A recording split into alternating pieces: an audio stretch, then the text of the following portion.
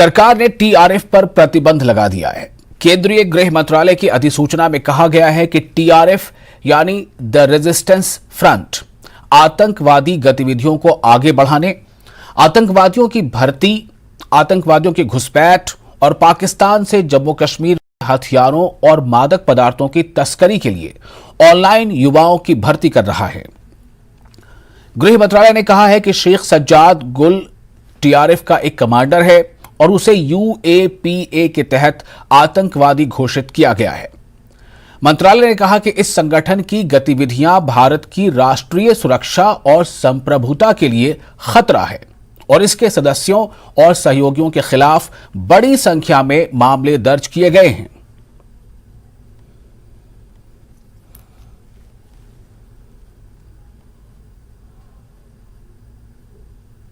सरकार ने टीआरएफ को बैन किया है, जो एलईटी की एक प्रॉक्सी है और एलईटी का एक एक्सटेंशन है।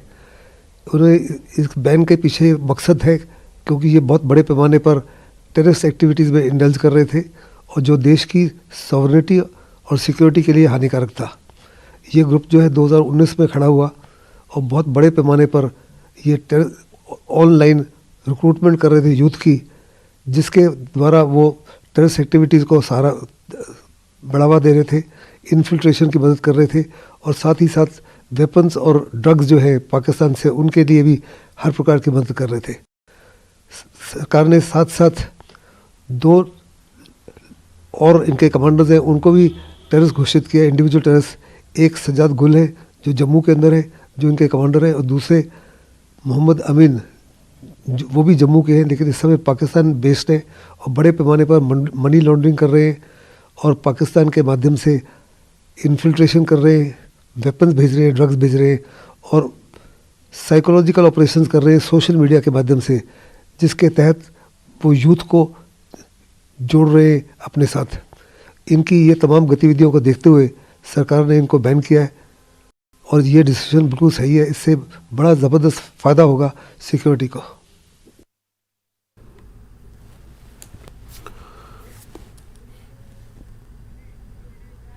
तो इस एक अहम कदम पर जहां हर तरफ से जो सिक्योरिटी एजेंसीज के लोग हैं, जो सुरक्षा के माहिरीन हैं, जो माहिर दिफा हैं, उनको ऐसा लगता है कि यह कदम बहुत ही अच्छा है और इससे कुछ हालात में तब्दीली रुनुमा हो सकती है।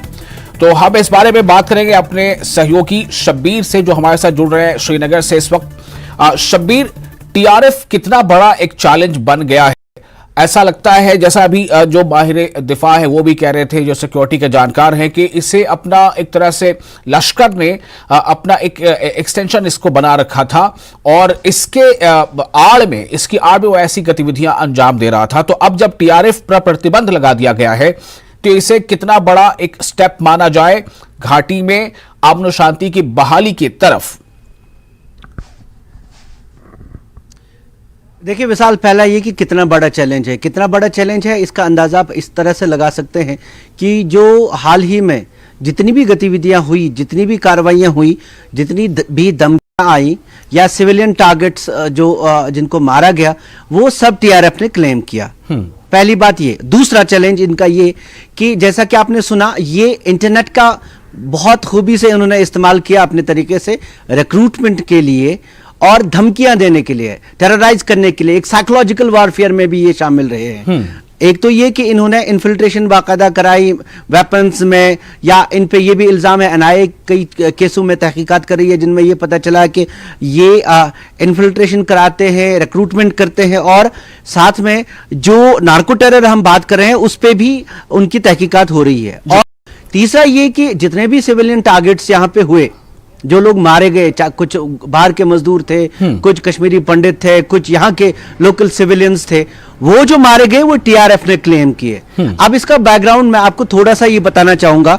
12 अक्टूबर 2019 को, यानी 370 आर्टिकल को जब कलअदम किया गया, एब्रोगेट किया गया, उसके बाद पहली बार 12 अक्टूबर 2019 को एक ग्रेनेड हुआ था हरी सिंह हाई स्ट्रीट में, लाल चौक से थोड़ा दूर।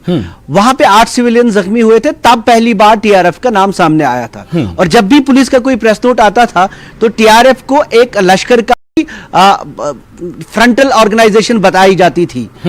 लश्कर तैयबा ऑब्लिक टीआरएफ होके आता था। इसका बैकग्राउंड ये है कि जब कहा यह जा रहा है, जो सिक्योरिटी एजेंसीज हैं वो कहती हैं कि जब प्रेशर बन गया लश्कर के नाम पे पाकिस्तान पे, क्योंकि फाटाफ में भी उनका नाम था और प्रेशर भी काफी बन गया था, तब 2019 को ये टीआरएफ बनाई गई और टीआरएफ का एक नाम दिया गया। एक्चुअली ये कहते हैं कि ये लश्कर की ही है जी। नाम इसलिए दिया गया, नाम भी देखें आप, नाम दिया गया द रेजिस्टेंस। नाम अंग्रेजी में है। इससे पहले अगर आप यहां पे किसी भी मिलिटेंट ऑर्गेनाइजेशन का नाम देखें उसमें एक रिलीजियस कलर था, हिजबुल मुजाहिदीन, लश्कर तैयबा, ये हटाया गया, एक अंग्रेजी नाम दिया गया ताकि इसकी एक एक्सेप्टेंस हो और लश्कर पे से या बाकी ऑर्गेनाइजेशन पे से ध्यान थोड़ा सा हटे, प्रेशर कम बने। दूसरा ये लोकल, इसमें सबसे बड़ा काम इनको दिया गया कि लोकल यूथ जो है उनको रिक्रूट करें, यानी एक मिलिटेंसी को एक लोकल या इंडिजिनस रंग देने के लिए भी उनको ये काम दिया गया टीआरएफ को। तो ये चैलेंज और थोड़ा बैकग्राउंड। अब आप बात कर रहे थे कि इसको बैन करने के बाद होगा क्या। टीआरएफ के कई कमांडर मारे जा चुके हैं, उसके खिलाफ कार्रवाई में पहले से भी फर्क नहीं था, अब भी नहीं है। लेकिन होता यह है कि जब आप किसी ऑर्गेनाइजेशन को बैन करते हैं तो उसके लिए आपको फेसेस चाहिए। अभी दो बड़े नाम आए हैं, सजाद गुल और जो मोहम्मद अमीन का नाम ले रहे थे अभी, अलाइस अबू खुबैद जी। तो ये दो अबू खुबैद, तो ये नाम जो जब सामने आ गए, सजाद गुल का एक नाम आ गया था सामने 2018 में, जब यहाँ पे एक जर्नलिस्ट, मशहूर जर्नलिस्ट थे शुजात बुखारी, तब उनका नाम आ गया था।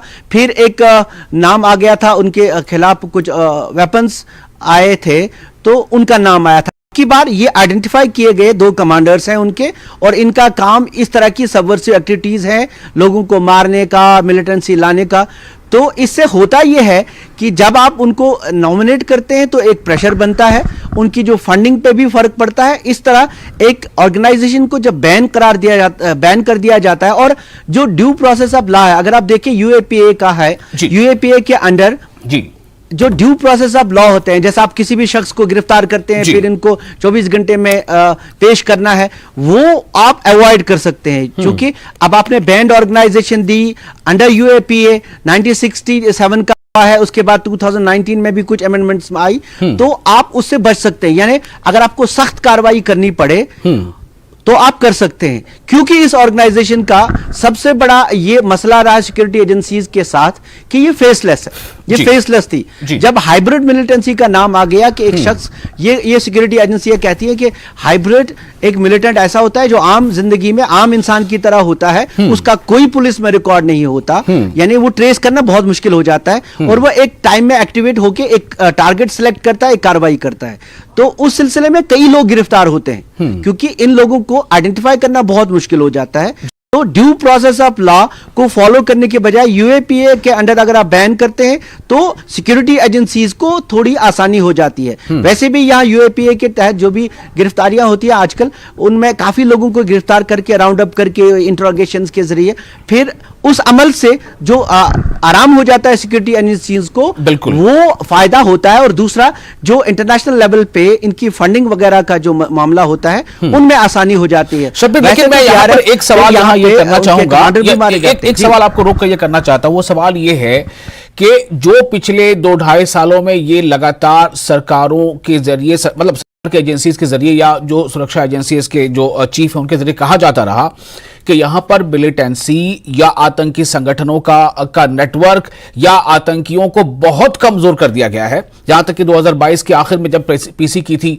डीजीपी ने तो बताया था कि डबल फिगर में लगभग उनकी तादाद आ गई है, और पिछले 3-4 सालों में बहुत कम ये जो है रिक्रूटमेंट भी सबसे कम देखा गया।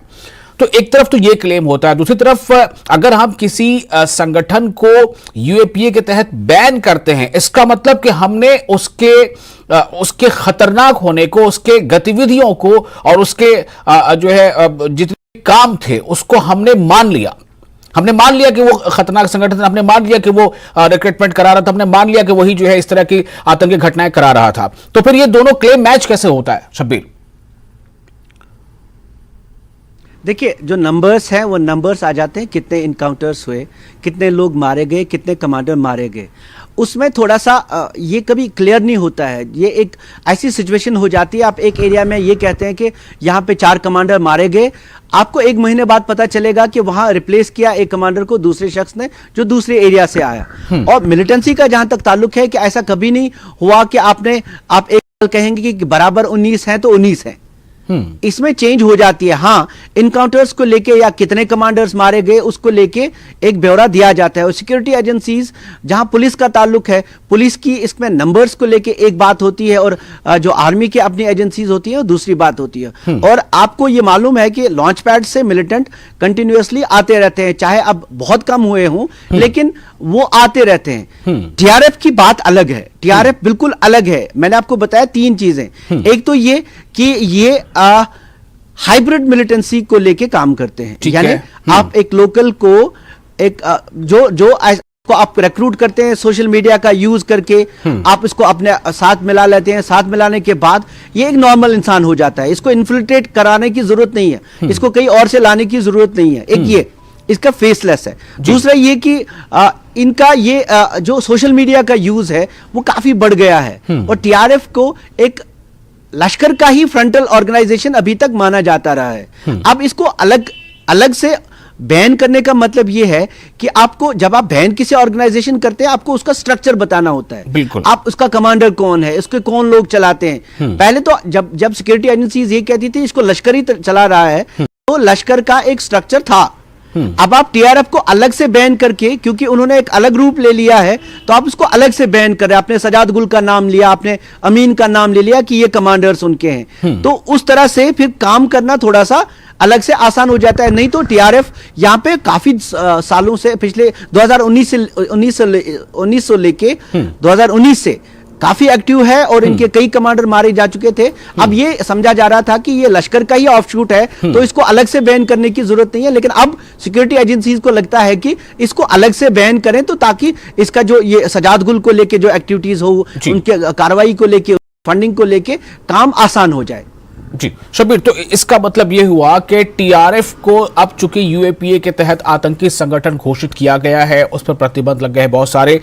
तो जैसे अभी आपने 2 नाम बताए हैं, गुल का या खुबैब का, तो ऐसे और कई नाम आने वाले दिनों में हम देख पाएंगे। साथ ही ये आपका ये भी कहना है कि चूंकि यूएपीए के तहत बैन किया गया है, तो सिक्योरिटी एजेंसीज को या पुलिस को यूएपीए के तहत प्रतिबंधित संगठन के जो सदस्य हैं उनके खिलाफ कार्रवाई करने में थोड़ी आसानी मिल जाएगी। इसका मतलब क्या ये हुआ कि आने वाले दिनों में हम बहुत ज्यादा ऐसी कार्रवाई देखेंगे जिसमें ऐसे चेहरे आएंगे या ऐसे चेहरों के नाम आएंगे जो कल तक कहीं कोई पुलिस रिकॉर्ड में नहीं था, और अब वो सीधे पता चलेगा कि टीआरएफ से ये इतने सालों से जुड़ा हुआ है और इसने इतनी जो है आतंकी घटनाओं में शमूलियत भी इसकी रही है। विशाल, अगर आप कश्मीर की सूरत हाल देखें, जम्मू कश्मीर की मजमूई तौर पे, तो यहाँ पे ऐसे कई लोग सामने लाए गए हैं, कुछ तो मारे गए। आपको हैदरपुरा एनकाउंटर मालूम होगा, जब वहाँ पे एक बड़ी कंट्रोवर्सी चली थी कि एक डॉक्टर मारा गया, तो पुलिस ने तब ये कहा था कि ये जी आर्मी उसको व्हाइट कॉलर मिलिटेंसी कहती थी, फिर हाइब्रिड मिलिटेंसी का नाम आ गया।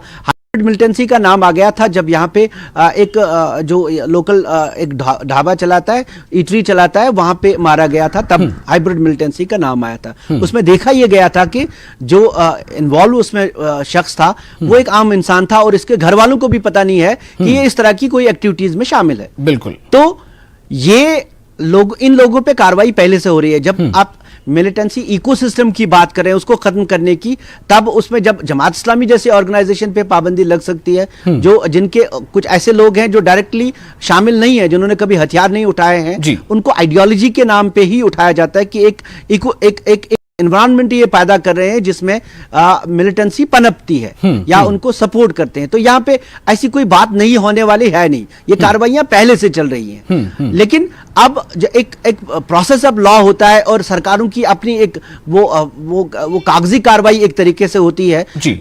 अदालतों में जब ये लोग जाते हैं तो तब वहां पे जब वकील बैठते हैं तो इन चीजों पे बहस होती है, तब ये आराम से कहा जा सकता है कि ये बैंड ऑर्गेनाइजेशन है, तो इसके खिलाफ इस शिक के तहत, इस एक्ट के तहत कार्रवाई की गई है, लिहाजा इसको प्रोड्यूस करने की जरूरत नहीं थी। मैं आपको एक मिसाल के तौर पे बता रहा हूं। तो ऐसी चीजें आसान हो जाती है सिक्योरिटी एजेंसीज के लिए, वरना तो किसी को उठाना, पहले से यहां पीएसए है, यूएपीए ऑलरेडी है, लग रहा है, किसी को उठा के किसी को भी कहीं से उठाया जा सकता है। ये सिक्योरिटी एजेंसीज के लिए कोई मसला वैसे है नहीं, लेकिन फंडिंग को लेके या अदालतों में जब इनके फैसले होते हैं तब ये कानून लगा के, ये शिकें लगा के कि ये बैंड ऑर्गेनाइजेशन है यूएपीए के तहत, तब सिक्योरिटी एजेंसीज का काम जरा आसान हो जाता है। जी, तो तब्दीली क्या हम देख सकते हैं आगे आने वाले दिनों में? अभी एक तरफ तो हम लगातार देख रहे हैं कि हालिया जो राजौरी की जो घटना हुई है, उसके बाद से हर चीज पर एक बार फिर से लगता है कि नजरसानी करनी पड़ेगी। एक तरफ राजौरी की घटना से ऐन कबल इस तरह का डेटा सामने आना कि 22 में जी बहुत ज्यादा मुठभेड़ भी हुई, 186 करीब जो आतंकी संगठनों से जुड़े लोग हैं, आतंकी वो मारे गए, जिसमें से 50 के करीब जो है वो फॉरेनर्स भी हैं। राजौरी में फिर ये घटना हो जाती है, फिर वीडीसी को बहाल किया जाए इसकी मांग शुरू हो जाती है। फिर अब ये पता चलता है अभी जो कि गृह मंत्रालय ने जो टीआरएफ को बैन कर दिया है। आगे क्या हम देख सकते हैं? आगे ये किस तरफ जा रहा है? ये पूरा मामला क्या मोड़ लेगा? देखिए विशाल, ये राजौरी को लेके कुछ चीजें ओवर स्टेटमेंट हो जाती हैं। मैंने आपको बताया टीआरएफ की ये ताकत रही है कि उन्होंने सॉफ्ट टारगेट्स ढूंढे, उन्होंने सिविलियंस पे अटैक किया। जब प्रेशर ज्यादा आ गया मिलिटेंसी पे, कमांडर्स मारे गए, एक्टिव मिलिटेंट्स मारे गए, तो उन्होंने सॉफ्ट टारगेट्स लिए। राजौरी में भी यही हुआ। आम शहरियों को जो घरों में बैठे थे, दूर एक इलाके में रह रहे थे, उनको निशाना बनाया गया। तो आप समझ सकते हैं कि सरकारों के लिए बहुत मुश्किल हो जाता है जस्टिफाई करना, या सबको ऐसा है नहीं कि हर घर के आसपास कोई सिक्योरिटी लगाई जा सके। जी, जब एक ऑर्गेनाइजेशन या एक ग्रुप तैयार हो कि वो किसी को भी टारगेट बनाए कहीं भी, तो उसके लिए आसान है। राजौरी में एक घटना घटी, दुखद घटना घटी, लोग मारे गए, दहशतगर्दाना हमला हुआ, लेकिन ऐसा है नहीं कि मिलिटेंसी पे प्रेशर है नहीं। यहाँ पे मिलिटेंसी पे बहुत ज्यादा प्रेशर है। अब उनको उनके भी सर्वाइवल इंस्टिंक्ट्स हैं, जैसे उनके खिलाफ भी उनके हैंडलर्स हैं, किस तरह बदलना है। यहाँ आपने मिलिटेंसी के रूप बदलते कितने देखे। यहाँ पे एक जमाने में सुसाइड अटैक्स होते थे, उसके बाद उसका एक और बदला, फिर हमने अलग अलग रूप देखे। ये एक रूप जो टीआरएफ का आया, ये सरकार के लिए चैलेंज इसलिए है। राजौरी का आप इंसिडेंट देखिए, राजौरी में एक सिविलियंस को, अनआर्म्ड सिविलियंस को निशाना बनाया। इसमें सिक्योरिटी फोर्सेस के लिए कोई प्रिवेंटिव ऑप्शन है ही नहीं। जी, अब कुछ लोग ये कहते हैं अल्फा गेट पे कुछ दिन पहले ये हुआ था, वहां पे इंसिडेंट हुआ था, उसके बाद जब ये कहा गया कि वहां पे जी टेररिस्ट ने फायरिंग की थी, तब क्यों नहीं हुआ? वो भी एक थोड़ा सा उस पे इन्वेस्टिगेशन चल रही है जी। लेकिन जब आप आमादा हूं कि आप किसी को भी मार के सरकार को नीचा गिराना, नीचा दिखा सकते हैं, तो ये अमल कभी भी हो सकता है। जी, अगर आपके एरिया में 100 या 20 या 30 ही मिलिटेंट हो, वो किसी दूर इलाके में सिविलियंस को उठा के मार देंगे, तो सरकार के लिए जवाब देना मुश्किल हो जाता है जरूर। लेकिन ये ओवर स्टेटमेंट है कि जी वहां पे एक इंसिडेंट हुआ, इसका मतलब सब कुछ खराब हो गया है, ऐसा भी नहीं है। चैलेंज ये सरकारों के लिए होता है, और टीआरएफ ने ये चीज जान ली है। उन्होंने पहले ही सिविलियंस पे अटैक किए हैं, सिविलियन टारगेट्स को चुना है, क्योंकि वो सरकार का जो पूरा किया धरा है उसको दिखा सके कि ये बिल्कुल खत्म है जी, हमारी एग्जिस्टेंस है और हम कहीं भी निशाना बना सकते हैं। चलिए, तो बहुत शुक्रिया आपका शबीर, बहुत ही तो तफसील के साथ, बहुत विस्तार से इन बातों पर जानकारी देने के लिए हमारे दर्शकों को। और इसी के साथ फिलहाल हम एक छोटा सा ब्रेक लेंगे, जल्द हाजिर होते हैं। लद्दाख, हिमाचल, मैं हूं विशाल। डांगरी की घटना ने 6 मासूम जिंदगियां छीन ली और उनके घर वालों को कभी ना भूलने वाला दर्द दे दिया। परिवार के सदस्यों ने कभी यह नहीं सोचा होगा कि साल के पहले दिन उनके अपने इस तरह उनको छोड़कर चले जाएंगे। पीड़ित परिवार के सदस्य आज भी डांगरी की उस रात की घटना को सोचकर सहम जाते हैं। जहां उनके मन में इस घटना को लेकर डर है, वहीं गुस्सा भी है। कौशल कुमार की बेटी समीक्षा उस वक्त घायल हुई थी जब अगले दिन सुबह आईईडी विस्फोट हुआ। कौशल कुमार ने न्यूज 18 से बातचीत में कहा कि यदि सुरक्षा बलों ने समय रहते इलाके को सैनिटाइज किया होता तो आज उनकी बेटी जिंदा होती। नीता देवी हैं जिन्होंने अपने परिवार में अपने पति को और जो ससुर हैं को खोया है। 2 बच्चे मासूम आप देख सकते हैं, ये आज अपने पिता से महरूम हो गए उन आतंकवादियों की वजह से जिन्होंने अंधाधुंध गोलियां चलाई। नीता देवी से बात करेंगे। क्या उस दिन आप कैसे याद करती हैं? उस दिन को कितने बजे का वक्त था? 7 बजे आए हैं, 2 आदमी आए। मैं खाना बना रही थी बाहर ही, उधर से आया एक आदमी ऊपर आया, दूसरा रोड पे ही रुका रहा। एक इधर से मेरा पति जा रहे थे, उनको पूछा आप कहाँ गए थे? इन्हें बोला अपने घर गए थे बाहर। फिर इन्हें बोला आप इधर ही रुक जाओ, आपको 2 आदमी तो मिले। उन्हें बोला मेरे को नहीं मिले आदमी। फिर उसने क्या कच्ची दीवार है ना, उससे छलांग लगा के ऊपर चढ़े गए भेड़े में। फिर मेरे को भी अंदर कर दिया, पहले बच्चों को अंदर किया, फिर मेरे को अंदर किया किचन में। फिर फटफट खूंटी लगा के ससुराल वाले को बोलते आप आधार कार्ड बताओ। वो पता नहीं अच्छे बाहर ही रुके भेड़े जी, यहाँ से खूंटी लाई मेरे को धक्का देके। मैंने उनको बोला कार्ड चेक करना, तो हमारे को क्यों अंदर रोक रहे हो? नहीं आप मेरे को जबरदस्ती उन्हें धक्का देके अंदर किया। फिर खूंटी लगा दी, फिर फायरिंग शुरू की, नाल ही फायरिंग शुरू की, ऐसे खूंटी लगा के। एक शख्स था जिसने फायरिंग की या दोनों शख्स थे? था फौजी, वर्दी पहनी हुई थी उसने। कैसी वेशभूषा थी, दिखने में कैसा था? दिखने में छोटी छोटी उसने दाढ़ी रखी हुई थी, 2 जैकेट वाली टोपी पर पहनी हुई था, मास्क लगाया था। मास्क लगाया था। तो कुछ और बातचीत हुई आपसे? फौजी मास्क था बना हुआ, वही लगाया हुआ था उसने। कुछ और कहा आपको? कोई ऐसी किस तरह की भाषा? हिंदी में बात कर? हिंदी में भाषा से उन्होंने बात उन्होंने काम में की, ज्यादा नहीं की, मौका ही नहीं दिया। हमारे को अंदर करके हैं, इनका आधार कार्ड चेक करना था, आप अंदर चलो। क्या कुछ बैग था उनके पास? क्या कुछ था उनके पास?